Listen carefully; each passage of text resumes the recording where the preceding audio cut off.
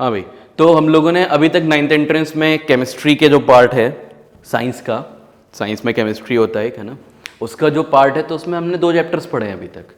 एक तो अभी पढ़ा था पिछला वाला, कौन सा था, सिंथेटिक फाइबर्स एंड प्लास्टिक्स। उससे पहले हमने चैप्टर पढ़ा था, एक और चैप्टर हमने पढ़ा था मेटल्स एंड नॉन मेटल्स। ठीक है, अब हम आज बात करेंगे कंबस्टन एंड फ्लेम की। ठीक है, तो चैप्टर ये हमारा जो भी है इसका नाम है कंबस्टन एंड फ्लेम।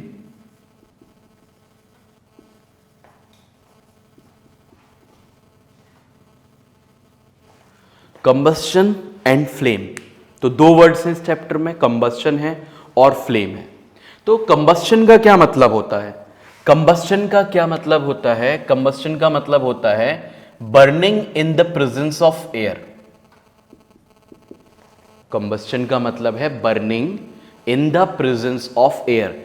एयर या मतलब मेनली ऑक्सीजन, क्योंकि और गैसेस को सपोर्ट भी नहीं करती हैं कंबस्टन को, ऑक्सीजन ही मेनली सपोर्ट करती है कंबस्टन को, मतलब उसी की प्रेजेंस में कंबस्टन हो सकता है। ठीक है, तो हम कह सकते हैं कि कंबस्टन क्या है? कंबस्टन है the burning of a substance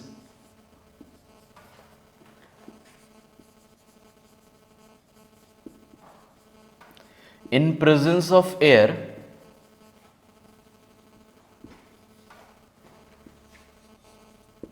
to produce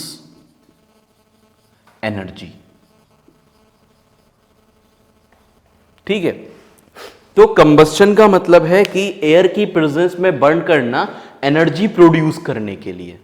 ठीक है, एयर की प्रेजेंस में या ऑक्सीजन की प्रेजेंस में बर्न करना एनर्जी प्रोड्यूस करने के लिए। अब कंबस्टन वर्ड तुमने कहां सुना होगा? कंबस्टन वर्ड सुना होगा तुमने कंबस्टन ऑफ फ्यूल्स में, मतलब जैसे सीएनजी का कंबस्टन, पेट्रोल का कंबस्टन, केरोसिन का कंबस्टन, है ना। ये सब चीज़ों को हम कंबस्ट क्यों करते हैं? कहाँ पे कंबस्ट करते हैं? इंजन में कंबस्ट करते हैं, है ना। सीएनजी भी इंजन में जलती है जाके, और पेट्रोल भी और डीजल भी, ये सारी चीज़ें कहाँ कंबस्ट होती हैं? इंजन में जाके कंबस्ट होती हैं। ठीक है, अब यहाँ पे बात यह है कि ये बर्न होती हैं, तो बर्न क्यों होती हैं? बर्न होती हैं एनर्जी प्रोड्यूस करने के लिए। वो एनर्जी प्रोड्यूस होती है, उस एनर्जी को हम कन्वर्ट कर लेते हैं बाद में जिस फॉर्म में भी हमें वो चाहिए होता है। और कार्स वगैरह में कंबस्टन होता है, तो ये जो एनर्जी हीट एनर्जी की फॉर्म में प्रोड्यूस होती है, इसको कन्वर्ट कर लिया जाता है काइनेटिक एनर्जी की फॉर्म में। काइनेटिक एनर्जी कौन सी होती है? काइनेटिक एनर्जी कोई भी मूवमेंट, कोई भी बॉडी मूवमेंट कर रही है, कोई बॉडी मोशन में है, अगर मतलब चल रही है, मोशन का मतलब अगर चल रही है, तो वो जो है काइनेटिक एनर्जी एक्वायर करे हुए होगी। ठीक है, तो हीट एनर्जी, ये जो एनर्जी प्रोड्यूस हो रही है कंबस्टन से, ये कन्वर्ट कर लेते हैं हम काइनेटिक एनर्जी में। जरूरी नहीं है काइनेटिक एनर्जी में ही कन्वर्ट करें, और फॉर्म्स में भी कन्वर्ट कर सकते हैं जहां जहां जरूरत होती है। जिस चीज की केमिकल एनर्जी की भी, केमिकल एनर्जी में भी इसको कन्वर्ट कर लिया जाता है। तो बहुत सारी फॉर्म्स में हम इस एनर्जी को कन्वर्ट कर लेते हैं। तो बात ये हुई कि ये कंबस्टन जो है हमारे लिए बहुत इंपॉर्टेंट प्रोसेस है।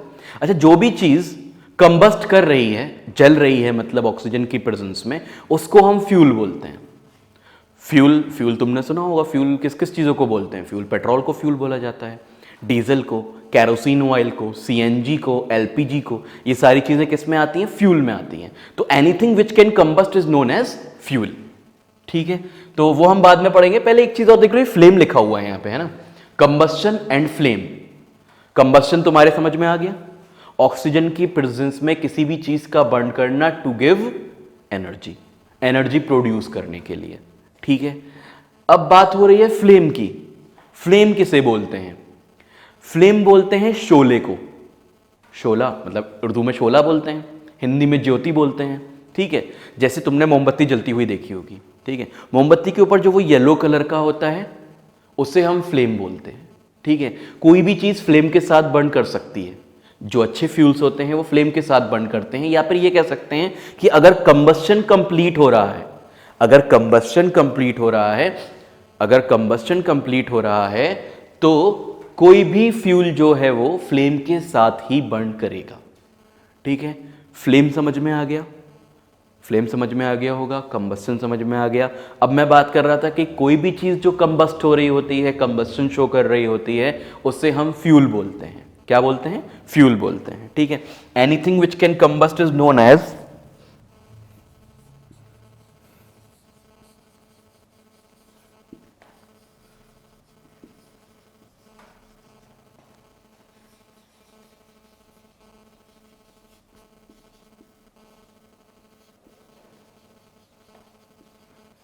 क्या कहलाती है? फ्यूल कहलाती है।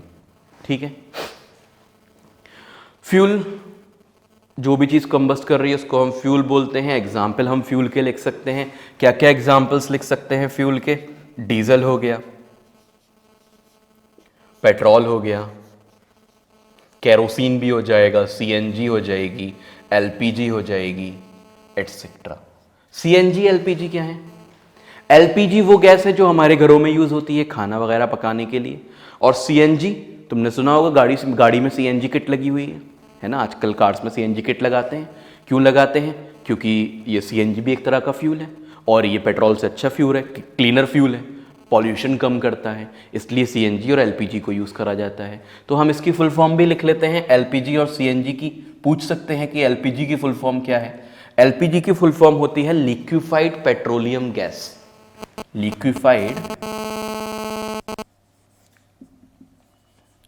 Petroleum gas. ठीक है, तो एलपीजी होती है लिक्विफाइड पेट्रोलियम गैस और सीएनजी होती है कंप्रेस्ड नेचुरल गैस।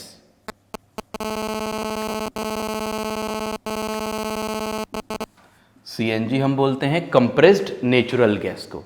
ठीक है, और डीजल, पेट्रोल तुमको पता ही है, केरोसिन, ऑयल भी तुम्हें पता है।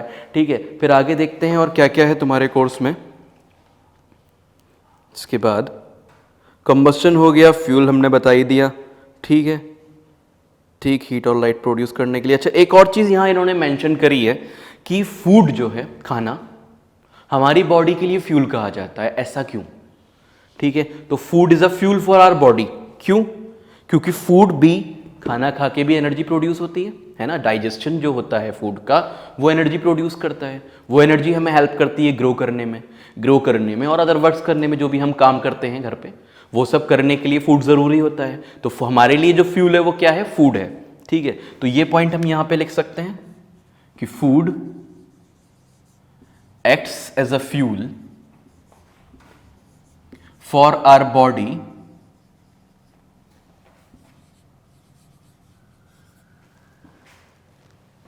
as digestion of food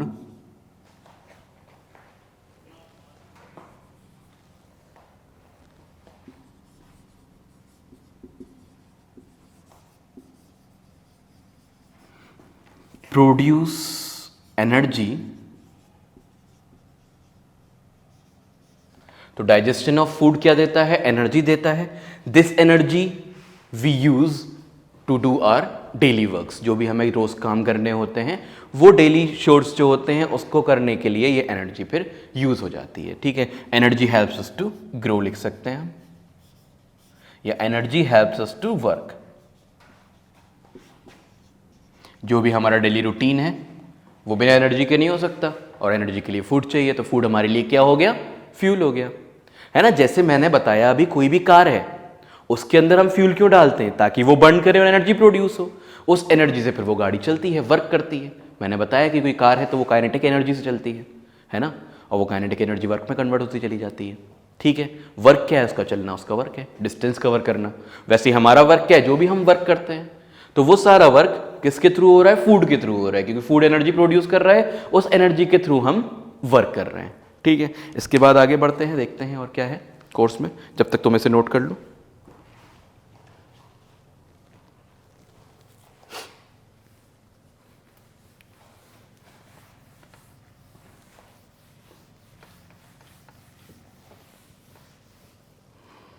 इसके बाद बात करेंगे कि किसी भी चीज को फ्रीली बर्न करने के लिए ऑक्सीजन की जरूरत पड़ती है। मैंने यहां पे अभी लिखा था कि ऑक्सीजन की प्रेजेंस बहुत नेसेसरी है। ठीक है, मतलब कि क्या कंबस्शन की डेफिनेशन क्या पढ़ी थी अभी हमने? कंबस्शन क्या होता है? Burning of something, burning of any substance in the presence of oxygen. तो यहां पे नेसेसरी चीज क्या हो गई? नेसेसरी कंडीशन क्या हो गई? ऑक्सीजन का होना। ठीक है, तो presence of oxygen is necessary for combustion. हम लिख सकते हैं कि presence of oxygen is necessary for combustion. तो ऑक्सीजन का प्रेजेंट होना कंबस्शन के लिए बहुत ज़रूरी है। ठीक है, और भी बहुत से पॉइंट्स हैं जो इन्होंने इसके बारे में दे रखे हैं।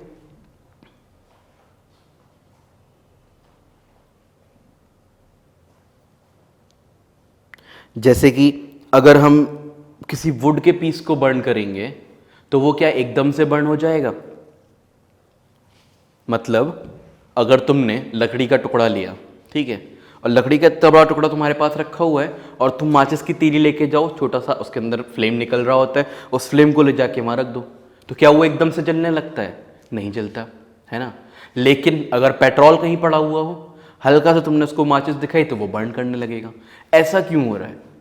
उस लकड़ी में और उस पेट्रोल में क्या फर्क है?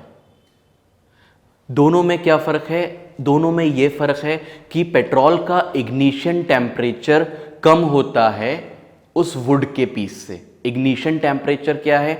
इग्निशन टेम्परेचर वो लोएस्ट टेम्परेचर है जिस टेम्परेचर पे कोई चीज जलना शुरू करती है।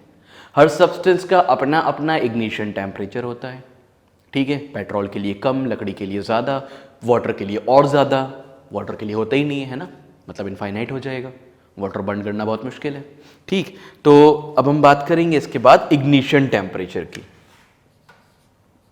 तो अभी मैंने क्या यहाँ पे तुमको एक नेसेसरी कंडीशन बताई, प्रेजेंस ऑफ ऑक्सीजन, और दूसरी चीज़ क्या है? पहला तो प्रेजेंस ऑफ ऑक्सीजन हो गया, दूसरी चीज़ कंबस्शन के लिए है lower ignition temperature. Ignition temperature जितना कम होगा उतना इजीली हम किसी भी चीज को बर्न कर सकते हैं। तो पहली कंडीशन हमारी कंबस्शन की क्या हो गई थी कि ऑक्सीजन का प्रेजेंस होना बहुत जरूरी है, ठीक है। तो ये पहली कंडीशन हो गई। दूसरी कंडीशन क्या है? Ignition temperature. तो पहले तो इग्निशन टेम्परेचर होता क्या है ये देख लेते हैं। तो इग्निशन टेम्परेचर क्या है? लोएस्ट टेम्परेचर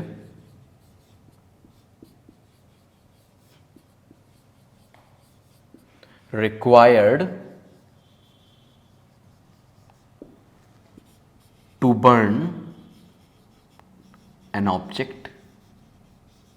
किसी भी ऑब्जेक्ट को या किसी भी सब्सटेंस को बर्न करने के लिए जो लोएस्ट टेम्परेचर चाहिए होता है उसे हम इग्निशन टेम्परेचर बोलते हैं, ठीक है। तो जितना टेम्परेचर लोएस्ट होगा उतना ही हमें एनर्जी कम देनी पड़ेगी उसको जलाने के लिए, मतलब उतनी ही, जैसे अमाउंट ऑफ फायर तुम्हें अगर आग उसमें लगानी है तो अगर पेट्रोल में आग लगानी है एक छोटी सी माचिस की तीली काम कर जाती है, लेकिन अगर वुड में, अगर तुम्हें वुड को जलाना है, लकड़ी को जलाना है, तो बहुत ज़्यादा अमाउंट में तुमको एनर्जी चाहिए होती है, ये कहो कि फायर चाहिए होती है, ठीक है। तो अगर वो हमारा रिसोर्स वेस्ट ना हो किसी चीज़ को बर्न करने के लिए तो वो अच्छा है ना। भाई अगर वुड को बर्न करोगे तो ज़्यादा चीज़ें तुम उसमें कभी कागज़ लगा रहे हो, कभी तुम उसमें पेट्रोल डालते हो, फिर बर्न करते हो, तो टेम्परेचर बढ़ाने के लिए, टेम्परेचर उसका इंक्रीज़ करने के लिए, जहाँ तक है उसका टेम्परेचर, जलने वाला जो टेम्परेचर है वहाँ तक उसे लेके आने के लिए बहुत ज़्यादा एनर्जी वेस्ट करनी पड़ती है।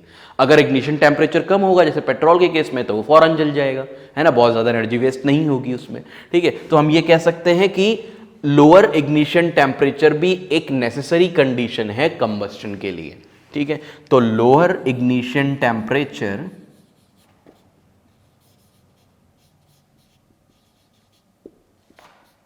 मतलब जितना कम हो उतना अच्छा है। Lower ignition temperature is necessary for combustion.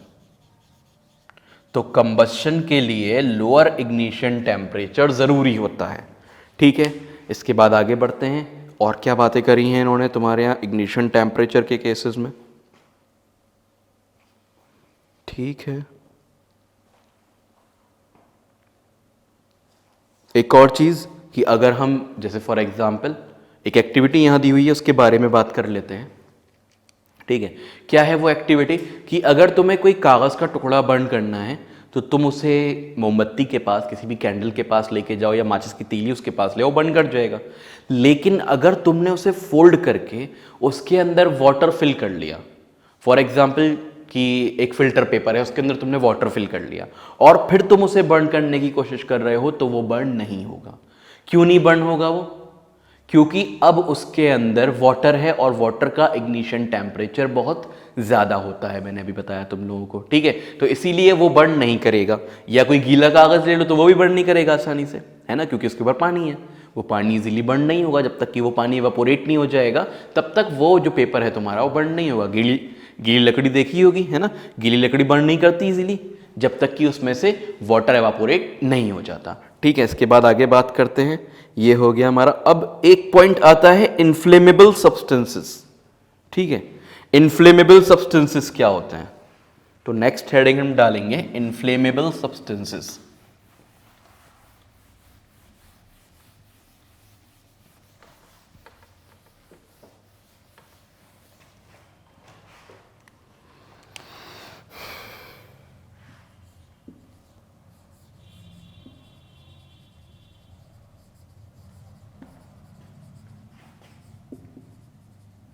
अभी हम इग्निशन टेम्परेचर की बात कर रहे थे, है ना।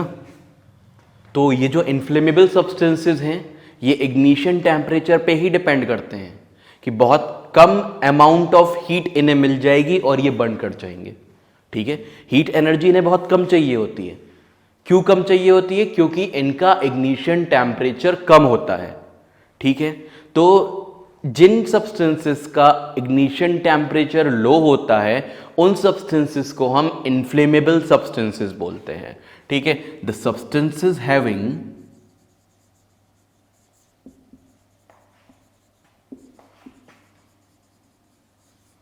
लो इग्निशन टेम्परेचर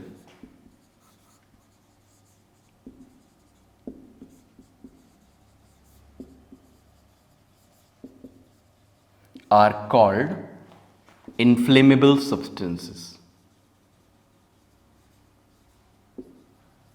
तो वो इन्फ्लेमेबल सब्सटेंसेस कहलाते हैं। क्वेश्चन एग्जाम में आ सकता है कि which of the following are inflammable substances, तो सीएनजी हो जाएगा, एलपीजी हो जाएगा, पेट्रोल हो जाएगा, अल्कोहल हो जाएगा, है ना। एग्जाम्पल में तुम्हारे यहाँ क्या क्या दे रखा है, सीएनजी बहुत इजीली बर्न कर जाता है सीएनजी, ठीक है। एलपीजी भी बहुत इजीली बर्न कर जाता है। गैस ऑन करते ही हल्का सा स्पार्क दिया हमने लाइटर से, कितनी सी चिंगारी निकलती है उस लाइटर से, है ना, बहुत छोटी सी, और वो हल्के से स्पार्क से वो जो गैस है वो बर्न कर जाती है क्योंकि उसका इग्निशन टेम्परेचर बहुत कम होता है, ठीक है। गैस तो जलाई होगी ना लाइटर से, हाँ, तो हल्का सा बस एक बार उसे क्लिक करना होता है और वो बर्न कर जाता है, ठीक है। एलपीजी हो गया, और पेट्रोल भी लिख सकते हो, अल्कोहल भी लिख सकते हो, एटसेट्रा। अल्कोहल किस में होता है, अल्कोहल परफ्यूम्स में होता है, ठीक। तो परफ्यूम्स में मतलब परफ्यूम्स में भी प्रेजेंट होता है, तो परफ्यूम भी बर्न कर सकते हैं। देखा होगा लोगों को तुमने कि अगर कहीं वो मोमबत्ती रखी हुई है, कैंडल रखी हुई है, उसके ऊपर परफ्यूम स्प्रे करते हैं तो वो एकदम से बहुत सारी आग निकलती है उसमें से। घर पे नहीं करना कभी, ठीक है, बहुत ज़्यादा खतरनाक होता है। अगर आग वाग लग गई तो बहुत खतरा हो जाएगा, ठीक है। ठीक, तो अब अगर किसी का हमें इग्निशन टेम्परेचर लो करना है, फॉर एग्जांपल आग लग गई कहीं पे, है ना, तो उसका इग्निशन टेम्परेचर कम करना है, कैसे करते हैं, वाटर से बुझाते हैं आग को, वाटर से उसका इग्निशन टेम्परेचर कम हो जाता है और वो जलना बंद हो जाती है ना। मतलब कि सॉरी टेम्परेचर इग्निशन, वो उसके ऊपर वाटर डाल देंगे तो इग्निशन टेम्परेचर उसका बढ़ जाएगा जिससे कि वो जल्दी बर्न नहीं होगी, ठीक है, इससे आग बुझ जाती है। या फिर क्या करते हैं, जैसे अगर किसी इंसान को आग लग गई है तो उसको हम ब्लैंकेट लपेट देते हैं उसके ऊपर जिससे कि उसकी आग बुझ जाती है ना। यहाँ तक बात समझ में आ गई होगी इन्फ्लेमेबल सब्सटेंस तक। और इसमें यही पॉइंट है, how do we control fire. तो हम फायर को किस किस तरह कंट्रोल कर सकते हैं, वाटर, उसके ऊपर वाटर डाल के कंट्रोल कर सकते हैं, है ना। तो how do we control fire लिख लेते हैं नेक्स्ट टॉपिक।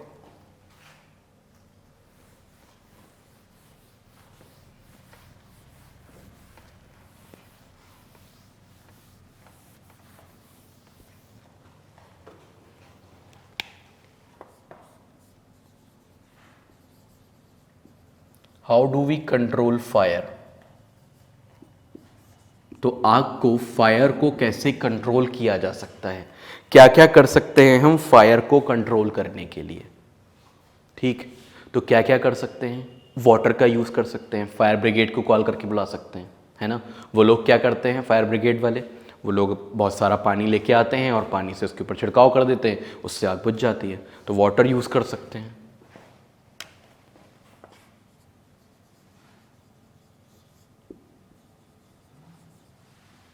ठीक।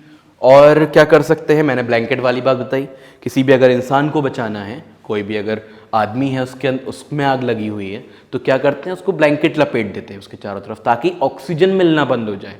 ऑक्सीजन की सप्लाई को कट ऑफ करना पड़ता है कंबस्शन को कम करने के लिए, ठीक है, कंबस्शन को बंद करने के लिए, आग जल रही है उसको खत्म करने के लिए, ठीक है।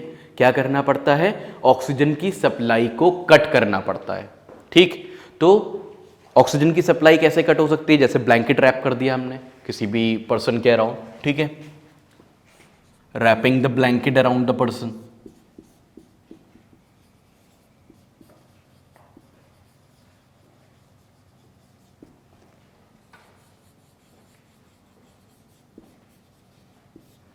तो पर्सन को हमने ब्लैंकेट में रैप करा, ब्लैंकेट में रैप करके क्या होगा, ब्लैंकेट में रैप करके ऑक्सीजन की सप्लाई कट हो जाएगी, विच cuts of the supply of oxygen.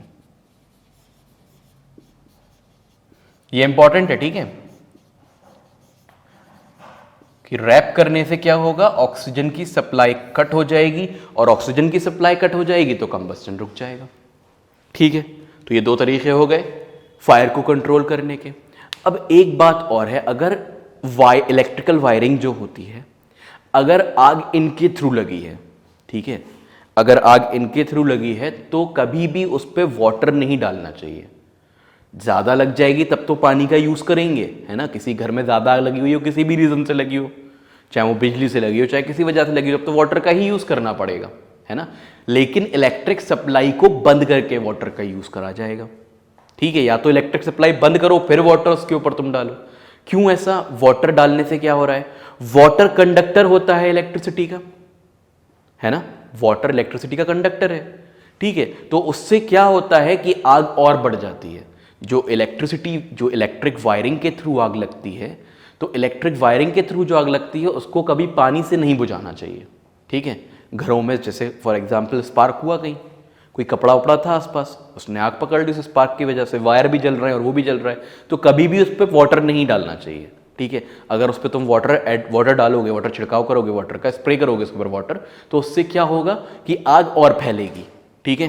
तो आग ना फैले उसके लिए हम उसमें फिर क्या करें भाई, अगर हमें ये कहा जाए कि प्रिकॉशंस क्या लें या प्रिवेंटिव मेजर्स क्या लें उसके लिए, है ना, ये पूछा जाएगा, पानी नहीं डाल सकते तो फिर क्या करें, या तो उसके ऊपर बालू डाल दो, रेत जो होती है उसको डाल दो उसके ऊपर, या फिर अगर कहीं ऑफिस में हो या स्कूल में हो तो ज़्यादातर फायर एक्सटिंग्विशर्स होते हैं वहाँ पे, है ना, तो वो फायर एक्सटिंग्विशर्स क्या करते हैं, फायर एक्सटिंग्विशर्स भी आग बुझाने के काम में आते हैं।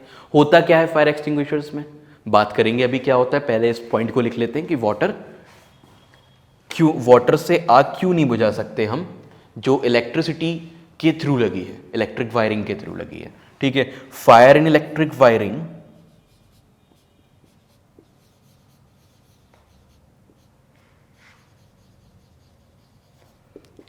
should not be blown off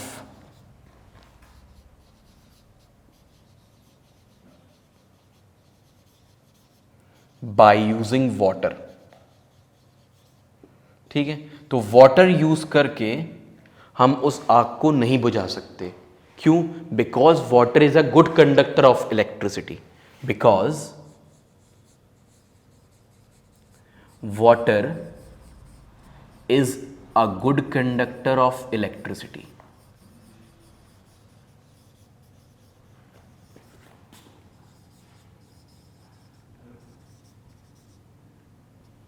तो वाटर इलेक्ट्रिसिटी का अच्छा कंडक्टर होता है, इसलिए हम वाटर यूज करके आग को नहीं बुझा सकते जो इलेक्ट्रिक वायरिंग में लगी हुई है, ठीक है।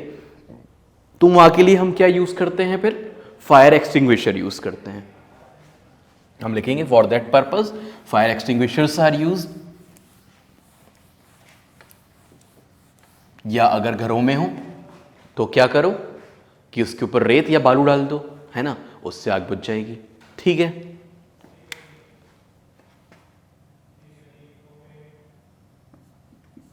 It can be blown of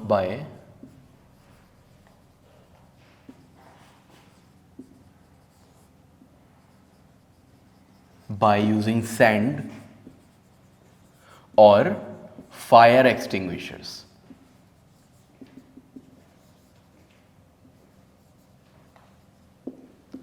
हाँ, तो ये यहाँ तक लिखने के बाद फिर समझते हैं कि फायर एक्सटिंग्विशर का यूज़ क्यों होता है।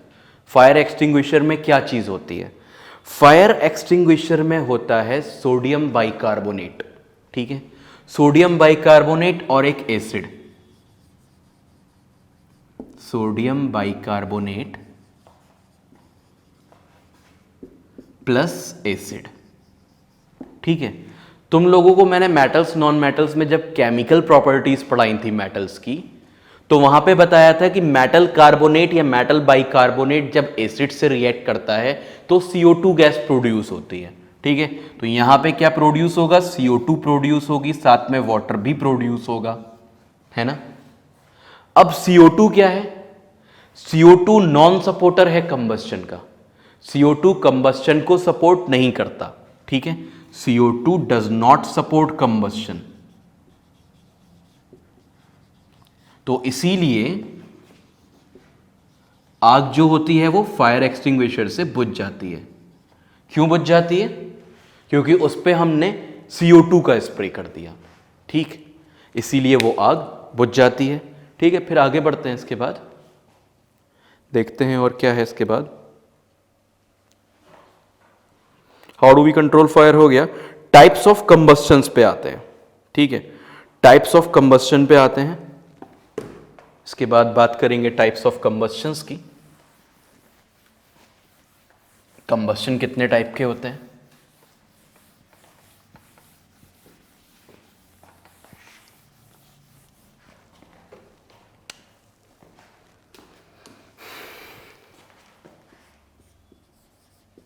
टाइप्स ऑफ कंबस्शन, इसमें जो पहला है वो है spontaneous combustion, spontaneous combustion. Spontaneous का क्या मतलब होता है? स्पॉन्टेनियस का मतलब होता है अपने आप एकदम से, जैसे LPG गैस बर्न होती है घर में, वो जो गैस चूल्हा होता है उसके अंदर LPG होती है, वो LPG अपने आप एकदम से बर्न कर जाती है ना। तो ये एकदम से और अपने आप बर्निंग जो होती है वो स्पॉन्टेनियस कंबस्शन कहलाता है, ठीक। तो in this combustion material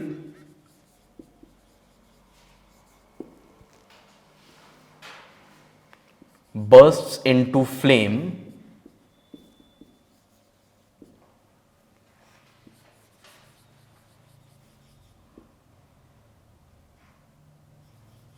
without any cause, without any apparent cause, ठीक है, बिना किसी apparent cause के, जैसे फॉरेस्ट फायर्स होती हैं, है ना, तो बिना किसी apparent cause के ये स्पॉन्टेनियस कंबस्शन हो जाता है। मतलब कि जैसे फॉरेस्ट फायर्स कैसे होती होंगी? फॉरेस्ट फायर्स ऐसे होती हैं कि जो वो मतलब वहाँ सूखे पत्ते पड़े होते हैं या और भी चीज़ें, पेड़ कोई सूखा हुआ है फॉर एग्जांपल, धूप पड़ रही है, डायरेक्ट सनलाइट पड़ रही है उसके ऊपर, ठीक है, तो डायरेक्ट सनलाइट पड़ रही है लेकिन कोई ऐसा नहीं है कि आग लगाई जा रही हो वहाँ के, है ना, इसीलिए लिखा हुआ है कोई अपेरेंट कॉज नहीं होती, वो कॉज दिखती नहीं है, इसका मतलब ये है, ठीक है। तो कॉज दिखती नहीं है, अपेरेंट कॉज नहीं होती, वो जो सूखे पत्ते होते हैं, सूखे पत्तों में वो आग लग जाती है जिससे कि वो सूखे पेड़ में भी लग जाती है, उसके बाद वो पूरे फॉरेस्ट में फैल जाती है, ठीक है।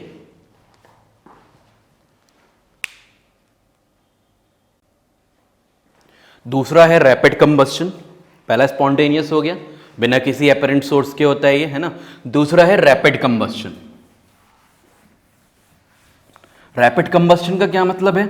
जैसे घर में अगर LPG बर्न हो रही है गैस सिलेंडर में, वो हमारा रैपिड कंबस्शन है। जो मैं पहले स्टार्टिंग में बोल रहा था कि LPG बर्न हो रही है, तो वो स्पॉन्टेनियस नहीं, वो रैपिड कंबस्शन होता है हमारा, ठीक है। तो रैपिड कंबस्शन पे आते हैं, सेकंड है रैपिड कंबस्शन।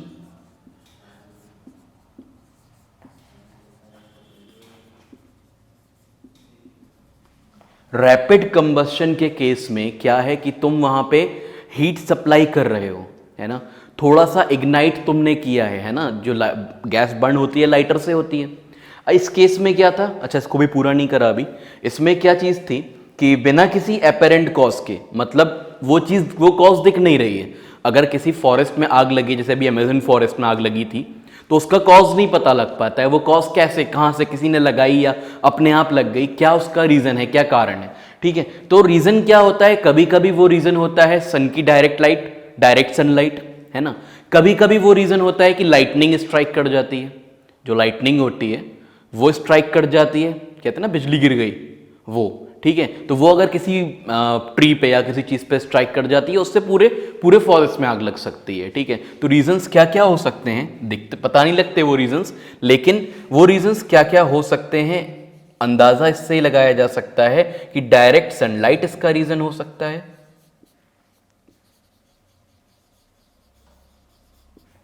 और दूसरा रीजन हो सकता है इसका लाइटनिंग।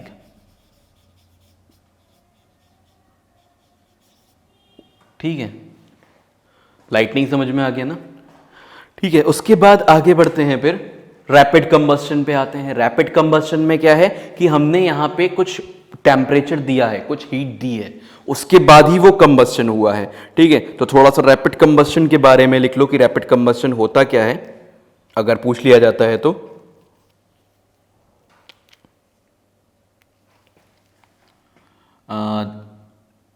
इन दिस कंबस्शन या इन दिस प्रोसेस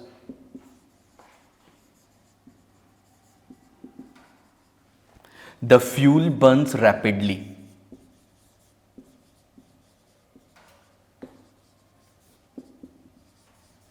एग्जाम्पल क्या हो जाएगा इसका, अच्छा यहां पे एग्जाम्पल नहीं लिखा था, यहां भी एग्जाम्पल लिख लो, फॉरेस्ट फायर, बस बोल दिया था मैंने कि फॉरेस्ट फायर इसका एग्जाम्पल है। और यहां पे क्या एग्जाम्पल होगा कि गैस स्टोव, गैस स्टोव जो बर्न होता है वो एकदम से रैपिड कंबस्शन होता है, इसमें गैस जो है वो रैपिडली, तेजी से बर्न करती है। ठीक है, तेजी से बर्न करती है, ऐसा नहीं है कि एकदम से ये स्पॉन्टेनियस टाइप का होगा। अब यहां पे आगे आते हैं, थर्ड टाइप जो है वो है एक्सप्लोजन। एक्सप्लोजन मतलब धमाका, है ना, जो कि क्रैकर अगर बर्न करते हैं, मतलब पटाखा अगर बर्न करते हैं तो उसमें होता है, तो उसमें एक सडन चेंज आता है, तो उस सडन चेंज को, सडन कंबस्शन को हम बोलते हैं एक्सप्लोजन। ठीक है, तो थर्ड टाइप जो है कंबस्शन का, इसका कंबस्शन का थर्ड टाइप है एक्सप्लोजन। एक्सप्लोजन ज्यादातर ज्यादा प्रेशर की वजह से होता है, कोई चीज हाई प्रेशर में रखी हुई है और उसको टेम्परेचर मिला हल्का सा तो वो बस्ट कर जाती है। ठीक है, जैसे सिलेंडर ही है, अगर उसमें गैस का प्रेशर ज्यादा हो जाए, सिलेंडर के अंदर गैस का प्रेशर वैसे भी बहुत ज्यादा ही होता है, तो उसको अगर कहीं से थोड़ा सा इग्निशन मिल जाए और आग सिलेंडर तक पहुंच जाए तो सिलेंडर भी ब्लास्ट कर सकता है ना, सिलेंडर ब्लास्ट हो जाते हैं केसेस में काफी, तो वो हमारा एक्सप्लोजन होता है, वो जो ब्लास्ट होते हैं वो एक्सप्लोजन होता है, पटाखा जलाना, सिलेंडर का बस्ट करना, ये सब एक्सप्लोजन है। ठीक, तो अब एक्सप्लोजन के बारे में लिख लेते हैं थोड़ा सा कि when sudden reaction takes place with evolution of heat, light and sound। ठीक है, हीट प्रोड्यूस होती है, लाइट प्रोड्यूस होती है और साउंड प्रोड्यूस होती है।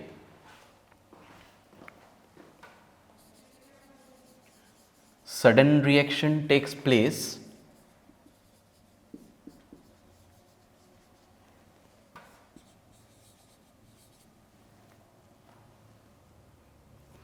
with evolution of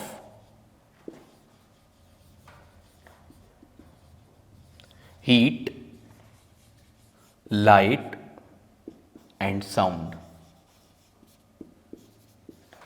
heat, light और साउंड प्रोड्यूस होती है एक्सप्लोजन के टाइम पे। एक्सप्लोजन सबने सुना होगा, है ना। तो अब हम इसमें एग्जांपल क्या लिख सकते हैं, फायरिंग अ क्रैकर,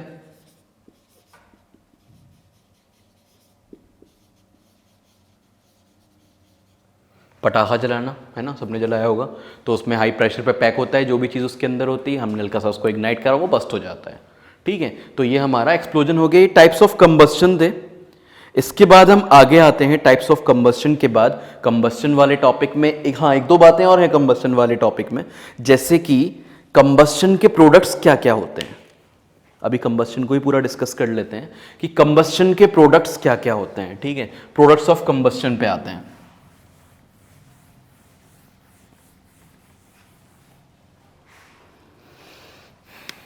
तो हेडिंग डालना products of combustion.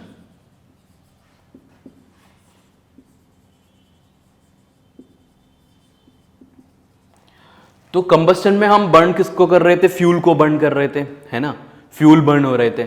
Her fuel बना होता है कार्बन का, हर फ्यूल के अंदर कार्बन होता है और हाइड्रोजन होता है मेनली, ठीक है। कार्बन हाइड्रोजन हर फ्यूल में होगा, ठीक। तो वो कार्बन जब ऑक्सीजन की प्रेजेंस में बर्न करेगा तो कार्बन डाइऑक्साइड फॉर्म होगी, और हाइड्रोजन जब ऑक्सीजन की प्रेजेंस में बर्न करेगा तो वाटर बन जाएगा, है ना। हाइड्रोजन की ऑक्साइड वाटर होता है, H2O हाइड्रोजन ऑक्साइड है, और कार्बन डाइऑक्साइड क्या है, वो कार्बन की ऑक्साइड है। तो जब कंप्लीट कंबस्शन होता है तो उस, हाँ, दो चीजें हैं, एक कंप्लीट कंबस्शन है और एक इनकम्प्लीट कंबस्शन है, ठीक है। कंप्लीट कंबस्शन ज्यादा अमाउंट ऑफ एयर के प्रेजेंस में होता है, जब एयर ज्यादा प्रेजेंट होती है, ठीक है। जैसे तुम कहीं पे बाहर कोई चूल्हा बना के आग लगा रहे हो उसके अंदर, वो क्या है, वो केस कंप्लीट कंबस्शन का है, ठीक है। लेकिन अगर किसी बंद कमरे में कोई आग जल रही है कहीं पे, तो वो इनकम्प्लीट कंबस्टन होता है, वहां पे उसको ऑक्सीजन की सप्लाई पूरी तरह से नहीं मिल पाती, कंप्लीट सप्लाई नहीं मिल पाती, ठीक है। तो पहले हम बात करते हैं कंप्लीट कंबस्टन की। कंप्लीट कंबस्टन के प्रोडक्ट्स क्या होते हैं, पहले तो लिख लो कंप्लीट कंबस्टन में है क्या, होता क्या है कंप्लीट कंबस्टन। ये कंबस्टन होता है सफिशिएंट सप्लाई ऑफ ऑक्सीजन में, ठीक है। Combustion in the sufficient supply of oxygen.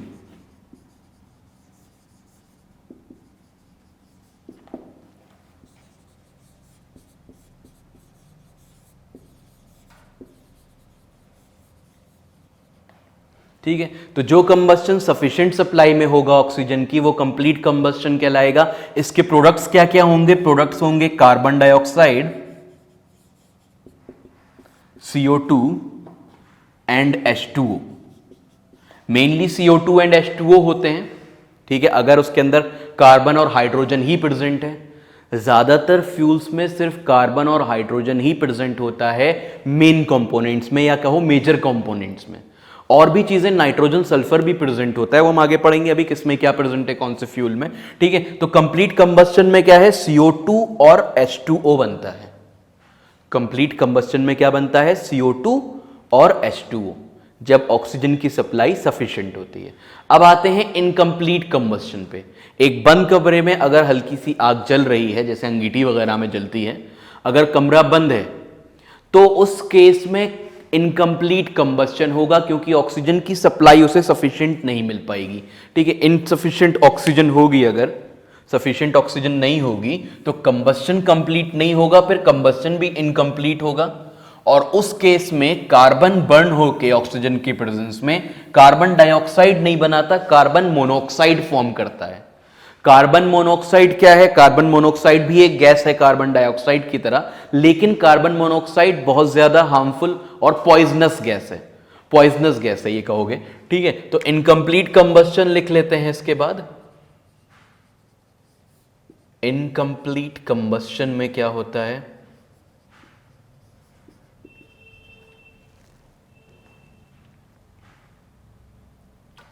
Carbon monoxide, पहले तो लिखो ये होता क्या है, combustion takes place in insufficient supply of oxygen. तो बस in insufficient supply of oxygen लिख रहा हूं मैं, काफी है, याद रखना इसको कि इनसफिशिएंट सप्लाई ऑफ ऑक्सीजन में होता है ये, ऑक्सीजन कंप्लीटली नहीं मिल पाती है कंबस्टन के लिए। तो प्रोडक्ट्स क्या क्या होते हैं, कार्बन मोनोऑक्साइड CO ही मेन प्रोडक्ट है इसका, इसे हम कार्बन मोनोऑक्साइड बोलते हैं। कार्बन डाइऑक्साइड तो पता ही होगा, CO2, उसे तो लिखने की जरूरत नहीं है कार्बन डाइऑक्साइड के नाम को, है ना। तो ये कार्बन मोनोऑक्साइड हो गया। कार्बन मोनोऑक्साइड जब कंप्लीट कंबस्टन नहीं हो रहा होता, ठीक है। अच्छा, एक और चीज है, जब एयर की क्वांटिटी और कम हो जाती है, बिल्कुल ही ना के बराबर हो जाती है, ठीक है, बिल्कुल ही कंबस्टन नहीं हो पाता, उस केस में क्या है कि कार्बन जो है वो ऑक्साइड्स में कन्वर्ट ही नहीं हो पाता, वो एक ब्लैक रेजिड्यू टाइप का बना लेता है। जैसे देखा होगा कभी कभी गैस का जो गैस स्टोव होता है, गैस का जो चूल्हा होता है, उसमें उसके जो होल्स होते हैं उसके अंदर वो फिल्ड हो जाते हैं, तो जो फ्यूल है वो अच्छे से बर्न नहीं कर पाता, है ना। या नीचे की जो LPG होती है सिलेंडर के नीचे की, तब वो अच्छे से बर्न नहीं कर पाता। तो उस केस में क्या होता है कि जो भी यूटेंसिल्स हैं, जो बर्तन तुम उसके ऊपर रख रहे हो गैस के ऊपर, वो नीचे से ब्लैक होने लगते हैं, है ना। वो ब्लैक क्यों होते हैं, वो कार्बन की वजह से होते हैं, ठीक है, कार्बन कंप्लीटली बर्न नहीं कर पाया तो वो स्मोक बन के वहां पे लग जाता है। ठीक है, जब इनकम्प्लीट कंबस्टन होता है तो स्मोक बहुत ज्यादा निकलता है, धुआं बहुत ज्यादा निकलता है। ठीक है, देखा होगा कि जब लकड़ियां गीली होती हैं और वो नहीं जल पाती तो धुआं बहुत ज्यादा निकलता है उसमें से, है ना। तो कार्बन जो है वो रेजिड्यू में कन्वर्ट हो रहा होता है, स्मोक में कन्वर्ट हो जाता है। ठीक है, अब हम यहां लिख सकते हैं कि वेरी लेस ऑक्सीजन, जब ऑक्सीजन की क्वांटिटी बहुत कम हो जाए, in presence of very less oxygen carbon is converted to smoke, converted to smoke, जो कि ब्लैक कलर का होता है। ठीक है, तो ये हमारा कंबस्टन हो गया कि कंप्लीट कंबस्टन में कौन सी गैस होगी, इनकम्प्लीट में कौन सी होगी, और जब ऑक्सीजन की सप्लाई बहुत ही कम है तब क्या होगा। ठीक है, तो यहां तक ये क्लियर हो गया होगा। अब आगे बढ़ते हैं, थोड़ा सा फ्यूल्स के बारे में और देख लेते हैं। फ्यूल्स हम देख रहे थे कि फ्यूल्स होते क्या हैं, है ना, क्योंकि इसमें कुछ थोड़ी बातें कंबस्टन की भी हैं, इसलिए फ्यूल्स को पहले देख लेते हैं, फिर फ्लेम पे आ जाएंगे, लास्ट फ्लेम पढ़ लेंगे उसके बाद। तो फ्यूल्स पे वापस आते हैं। फ्यूल होता क्या है, फ्यूल क्या है, फ्यूल सोर्स है कंबस्टन का। ठीक है, कंबस्टन के सोर्स को हम क्या बोलते हैं, फ्यूल बोलते हैं।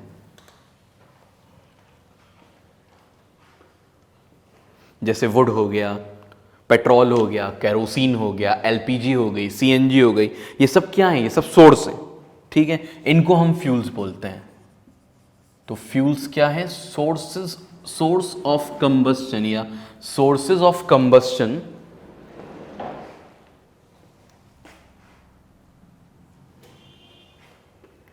sources of combustion such as petrol, diesel, अभी सीएनजी, एलपीजी हम डिस्कस कर ही चुके हैं सब। ठीक है, एटसेट्रा। ठीक, अब जो यहां बात करनी है वो करनी है आइडियल फ्यूल की, कि आइडियल फ्यूल क्या होता है। अब आइडियल फ्यूल की बात करने से पहले एक दो बातें और कर लेते हैं, जिसमें फ्यूल एफिशिएंसी आती है। फ्यूल एफिशिएंसी,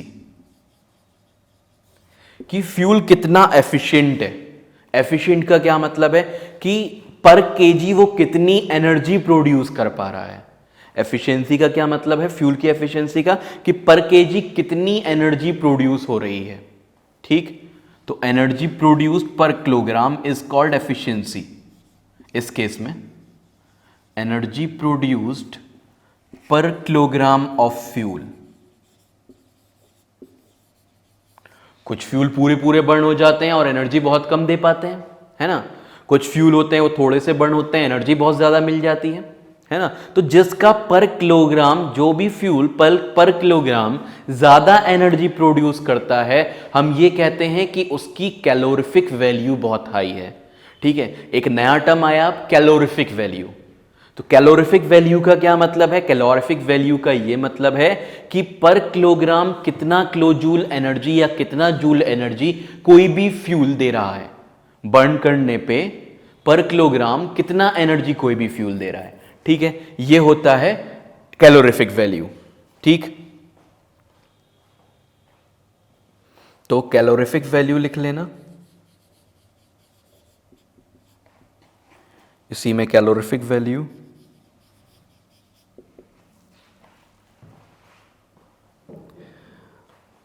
तो कैलोरीफिक वैल्यू में क्या लिखोगे, द अमाउंट ऑफ एनर्जी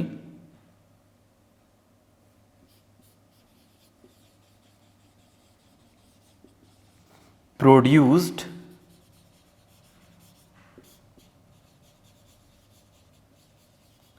पर किलोग्राम ऑफ द फ्यूल। ठीक है, तो अमाउंट ऑफ एनर्जी पर किलोग्राम प्रोड्यूस जो हो रही है उसको हम कैलोरीफिक वैल्यू बोलते हैं किसी भी फ्यूल की। ठीक है, यूनिट क्या होता है कैलोरीफिक वैल्यू का,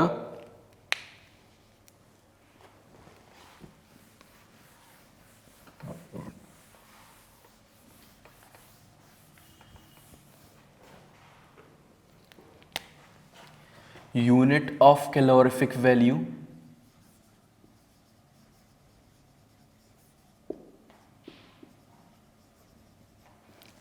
यूनिट होता है कैलोरीफिक वैल्यू का किलोजूल पर किलोग्राम, ठीक है। क्या होगा? किलोजूल,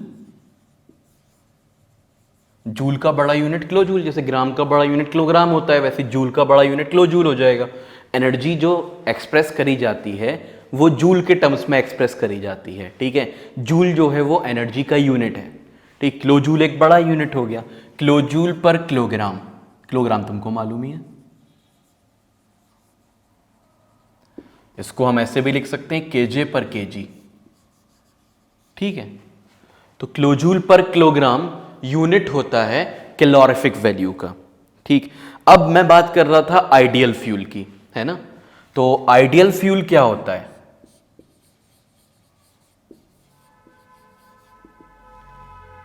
आइडियल फ्यूल, अभी हमने 3 चीजें पढ़ ली फ्यूल के बारे में। क्या क्या पढ़ा? एक तो उसका इग्निशन टेम्परेचर पढ़ा, है ना, इग्निशन टेम्परेचर पढ़ा। कैलोरीफिक वैल्यू पढ़ ली, है ना, इग्निशन टेम्परेचर, कैलोरीफिक वैल्यू और ऑक्सीजन की रिक्वायरमेंट, ठीक है। तो ये 3 चीजें पढ़ी थी हमने। ऑक्सीजन की रिक्वायरमेंट होनी चाहिए कंबस्टन के लिए, कैलोरीफिक वैल्यू होनी चाहिए और इग्निशन टेम्परेचर होना चाहिए, है ना, ये बातें। अब यहां पे आइडियल फ्यूल क्या होता है? आइडियल फ्यूल वो होगा जिसका इग्निशन टेम्परेचर लोएस्ट हो, कम से कम इग्निशन टेम्परेचर हो, सस्ता मिल जाए, इजीली अवेलेबल हो, है ना। तो उस फ्यूल को हम क्या बोलेंगे? आइडियल फ्यूल बोलेंगे। और कैलोरीफिक वैल्यू उसकी हाई हो, मतलब कि पल पर किलोग्राम जलने पर पल पर किलोग्राम वो ज्यादा हीट प्रोड्यूस करे, ज्यादा एनर्जी प्रोड्यूस करे, ठीक है। तो आइडियल फ्यूल किसको बोलेंगे हम? Fuel having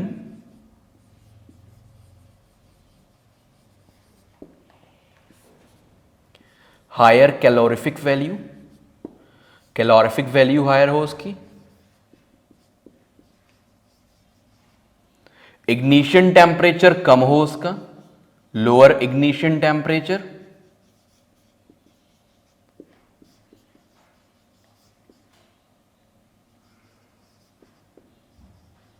it should be less expensive, ठीक है, चीप हो, सस्ता हो, it should be cheap and it should be easily available, और अवेलेबल हो इजीली।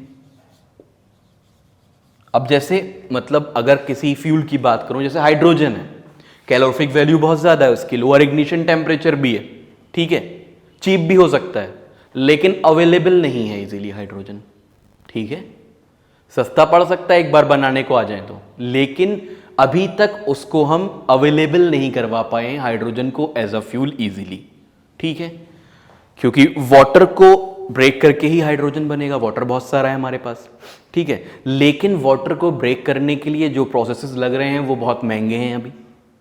जब वो प्रोसेस सस्ते हो जाएंगे तो हम कह सकते हैं कि इजीली अवेलेबल फ्यूल हो जाएगा वो। तो खैर बात मैं ये कर रहा था आइडियल फ्यूल की, जिसकी कैलोरीफिक वैल्यू ज़्यादा हो, ठीक है, मतलब पर किलोग्राम ज़्यादा एनर्जी प्रोड्यूस करे वो, लोअर इग्निशन टेम्परेचर हो, कम टेम्परेचर पे बर्न हो जाए। तीसरी चीज़ क्या है कि वो चीप हो, सस्ता मिले, है ना, और आसानी से अवेलेबल हो, ठीक है। ये 4 चीज़ें हैं जो किसी भी फ्यूल को आइडियल फ्यूल बनाती हैं। वैसे तो ऐसा कोई फ्यूल एग्जिस्ट नहीं करता जो आइडियल हो, ठीक, लेकिन अगर हमें किसी चीज़ को आइडियल बनाना है, किसी फ्यूल को, तो ये 4 खूबियां उसके अंदर होनी चाहिए, ठीक है। चलो फिर आगे बढ़ते हैं। इसके बाद अब प्रोडक्ट्स ऑफ फ्यूल्स की बात कर रहे थे, प्रोडक्ट्स ऑफ कंबस्शन की बात कर रहे थे, तो कुछ ऐसे प्रोडक्ट्स भी हैं जो हार्मफुल हैं एनवायरनमेंट के लिए, और फ्यूल बर्न जब होते हैं तो वो एनवायरनमेंट में चले जाते हैं वो फ्यूल्स, ठीक है। एटमॉस्फेयर में हमारे चारों तरफ वो फ्यूल में से वो प्रोडक्ट निकल के हार्मफुल प्रोडक्ट चले जाते हैं और डिफरेंट डिफरेंट प्रॉब्लम्स कॉज करते हैं। तो देखते हैं कौन से फ्यूल से क्या निकलता है ना। तो लिखेंगे हम हार्मफुल प्रोडक्ट्स ऑफ फ्यूल्स। तो अभी जो हमने ये आइडियल फ्यूल लिखा, इस पे क्वेश्चन बन सकता है कि how will you categorize ideal fuel, ठीक है। आइडियल फ्यूल को तुम कैसे मतलब कहोगे या कैरेक्टराइज कैसे करोगे कि ये आइडियल फ्यूल है? तो उसमें ये 4 तुम्हें ऑप्शन दे सकते हैं, ये 3 सही देंगे, एक कोई गलत दे देंगे, है ना, या चौथा ऑल ऑफ दीज दे सकते हैं 3 देके, या हो सकता है इनमें से कोई एक रखें बाकी 3 वो चेंज कर दें। तो ये चारों तुम्हें अच्छे से याद रखने हैं, वहां ऑप्शन में ये चारों में से कोई दिखेगा तो उस पर टिक करना है, या तीनों भी दिख सकते हैं तो ऑल ऑफ दीज पे टिक करना है ना। समझ में आ गई बात? ठीक है, अब आते हैं हार्मफुल प्रोडक्ट्स फ्रॉम फ्यूल्स। क्या क्या हार्मफुल प्रोडक्ट्स हमें फ्यूल्स से मिलते हैं?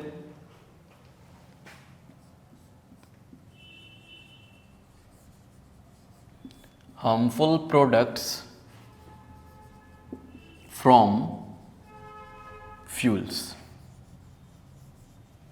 ठीक है, तो फ्यूल से क्या क्या हार्मफुल प्रोडक्ट मिलते हैं हमें?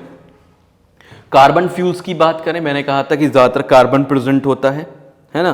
तो कार्बन फ्यूल जैसे वुड है, कोल है, पेट्रोलियम है, इसमें से अनबर्ट कार्बन पार्टिकल्स निकलते हैं जो कि स्मोक के साथ निकलते हैं, मैंने बताया था, है ना। तो पहले बात कर लेते हैं कार्बन फ्यूल्स की। कार्बन फ्यूल्स, ब्रैकेट में लिख रहा हूं मैं, वुड, पेट्रोलियम, ठीक है, वुड हो गया, पेट्रोलियम हो गया, कोल हो गया, etcetera, release unburned carbon particles.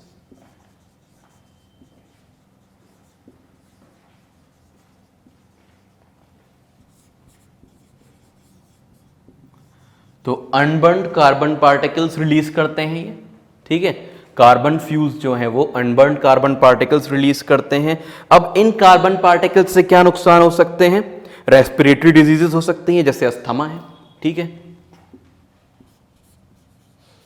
This can cause, ये जो कार्बन के अनबर्न्ड पार्टिकल्स हैं ये रेस्पिरेटरी डिजीजेस कॉज कर सकते हैं,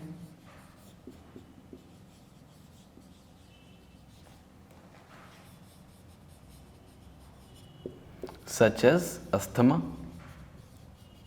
तो क्वेश्चन आ सकता है कि रेस्पिरेटरी डिजीज किस वजह से होती है, कार्बन के कौन से मतलब कौन से फ्यूल से होती है। ये पूछ सकते हैं कि किस फ्यूल की वजह से रेस्पिरेटरी डिजीज होती हैं, तो कार्बन फ्यूल्स की वजह से, ठीक है, क्योंकि वो अनबर्न्ड पार्टिकल रिलीज करता है। और कार्बन फ्यूल्स कौन से होते हैं? Petroleum, coal, would.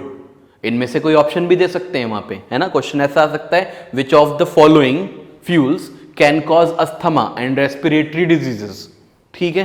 तो वुड, पेट्रोलियम, कोल, अगर ऑप्शन में इन तीनों में से कोई हो तो टिक कर देना उस पे, या तीनों ही हो तो ऑल ऑफ दीज हो जाएगा, है ना। तो ये हमारे कार्बन फ्यूल्स हो गए पहले। दूसरे पे आते हैं, अभी कार्बन फ्यूल्स की ही बात चल रही है, इसमें एक और पॉइंट है कि अगर इनका कंप्लीट कंबस्शन नहीं हो पाता और इनकम्प्लीट कंबस्शन होता है, तो अभी हमने पढ़ा था कि इनकम्प्लीट कंबस्शन के केस में क्या है, कार्बन मोनोऑक्साइड गैस प्रोड्यूस होती है, और कार्बन मोनोऑक्साइड गैस जो है वो पॉइजनस होती है, ठीक है। वो हेमोग्लोबिन के साथ मिलके कार्बोक्सी हेमोग्लोबिन बना सकती है, जिससे कि हमारा जो ऑक्सीजन की सप्लाई है वो रुक सकती है, ठीक है। तो यहां पे सेकंड हम पॉइंट लिख लेंगे, incomplete combustion of above fuels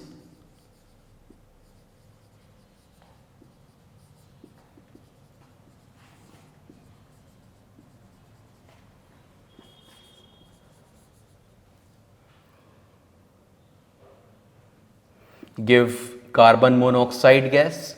पीछे लिख चुके हैं हम इसके बारे में। इसके अब हार्मफुल इफेक्ट्स देख लेते हैं कि it can kill a sleeping person, ठीक है। कोई आदमी अगर सो रहा है तो क्योंकि ऑक्सीजन की सप्लाई को रोक देती है ये, ठीक है। जब ऑक्सीजन नहीं मिलेगी उसे तो लोग सोते के सोते भी रह जाते हैं, ठीक है। तो इसलिए यहां पे लिखा हुआ है it can kill a sleeping person, ठीक है।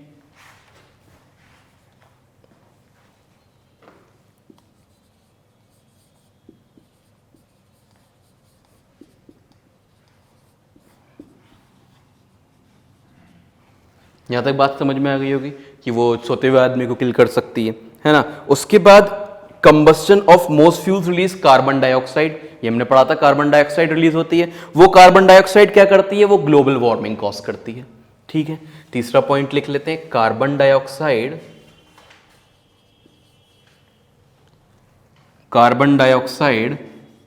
Produced can cause global warming, ठीक है। कार्बन डाइऑक्साइड जो प्रोड्यूस होती है उससे ग्लोबल वार्मिंग हो सकती है। ग्लोबल वार्मिंग के बारे में पता है कि वो क्या करती है, ग्लोबल वार्मिंग की वजह से क्या क्या होता है, उसके बारे में तुम लोगों ने पढ़ रखा होगा, है ना, कि मतलब जो पोल्स हैं वहाँ पे जो आइस है वो मेल्ट हो रहा है, जिससे कि फ्लड आने की संभावना रहती है ना। तो ये इसके बहुत ज़्यादा हार्मफुल इफेक्ट्स हैं ग्लोबल वार्मिंग के। तो ये तुम लिख लेना इसके बारे में, मतलब कि इसके बारे में थोड़ा सा और देख लेना ग्लोबल वार्मिंग के बारे में। तो वो वहाँ पे यही पूछ सकते हैं कि ग्लोबल वार्मिंग क्यों प्रोड्यूस होती है, ठीक है, फ्यूल की किस वजह से। तो कार्बन डाइऑक्साइड जो प्रोड्यूस होती है फ्यूल से, उससे ग्लोबल वार्मिंग कॉज होती है, ठीक है। फिर आगे आते हैं कि कोल और डीजल जो होते हैं, कोल और डीजल दो फ्यूल्स हैं, इसके अंदर सल्फर प्रेजेंट होता है, तो सल्फर डाइऑक्साइड भी प्रोड्यूस हो सकती है। वो सल्फर डाइऑक्साइड कन्वर्ट हो सकती है एसिड में, सल्फ्यूरस एसिड में, ठीक है, जिससे कि एसिड रेन की संभावना बढ़ जाती है, ठीक है, जिससे कि एसिड रेन भी हो सकती है। तो हम यहां लिख सकते हैं burning of coal and petroleum, burning of coal and petroleum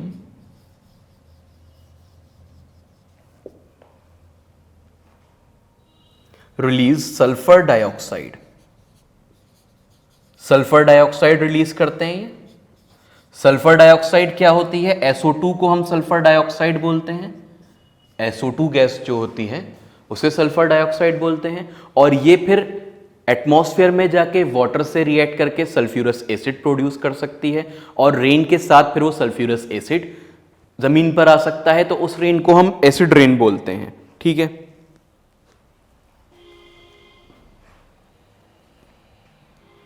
और बल्कि सिर्फ सल्फर की ही ऑक्साइड नहीं, नाइट्रोजन की ऑक्साइड भी हो सकती है, नाइट्रोजन भी प्रेजेंट हो सकता है, तो नाइट्रिक एसिड भी प्रोड्यूस हो सकता है, या नाइट्रस एसिड भी प्रोड्यूस हो सकता है, ठीक है।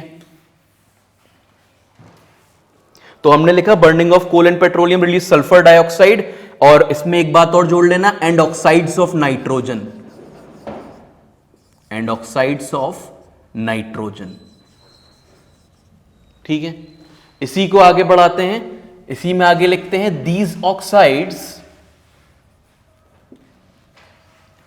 ये ऑक्साइड्स वाटर के साथ मिलके, रेन वाटर के साथ मिलके एसिड रेन कॉज कर सकती हैं। These oxides with rain water can cause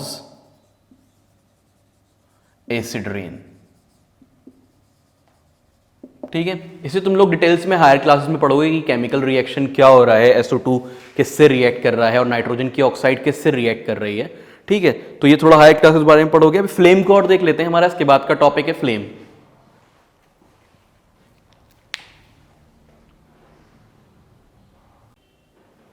ठीक है, इसके बाद फ्लेम देख लेते हैं कि फ्लेम क्या होता है। मैंने तुम्हें फ्लेम के बारे में बताया था, शोला जो होता है उसको फ्लेम बोलते हैं, उर्दू में शोला होता है, हिंदी में ज्योति, तो उसको फ्लेम बोला जाता है ना। वो जो कैंडल के ऊपर येलो कलर का दिख रहा होता है वो फ्लेम है, ठीक। अब उस फ्लेम के बारे में कुछ बातें हैं जो तुमको पता होनी चाहिए। फॉर एग्जाम्पल तुम्हारी कैंडल है, इसमें ये इसकी विक लगी हुई है, विक मतलब बत्ती जो होती है ना, उसको विक बोलते हैं, और ये हमारा फ्लेम है, ठीक है। पूरा ये जो ये जोन है हमारा, ये आउटर जोन कहलाता है, आउटर जोन। आउटर जोन में कंप्लीट कंबस्शन हो रहा होता है, ठीक है। आउटर जोन में कंप्लीट कंबस्शन हो रहा होता है, ये बात याद रखना। फिर ये बीच वाला जोन मिडिल जोन कहलाएगा, मिडिल जोन। मिडिल जोन में कंबस्शन कंप्लीट नहीं हो रहा होता, पार्शियल कंबस्शन हो रहा होता है, ठीक है।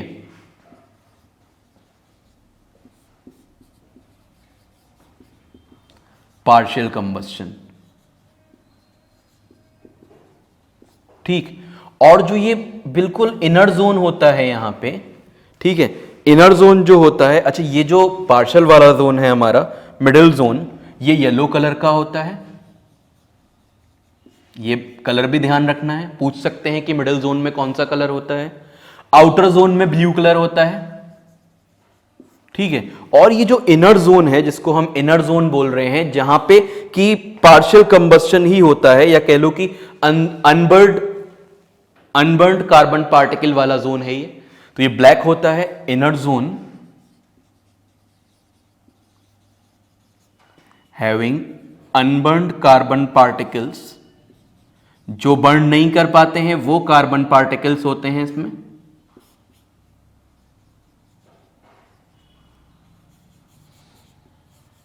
ठीक है, इनर जोन में। और ये यहां पे कलर जो होता है वो होता है ब्लैक। ठीक है, तो ये बात याद रखना, ये ब्लू कलर होता है आउटर जोन, ये मिडिल जोन येलो कलर का होता है, और ये जो इनर जोन है ये ब्लैक कलर का होता है। ठीक है, अब इसके बाद ये जो हमारा इनर जोन है ये लीस्ट हॉट होगा, सबसे कम गर्म ये होगा। ठीक है, और जो मिडिल जोन है वो मॉडरेटली हॉट होगा, मतलब कि मीडियम हॉटनेस होगी वहां की।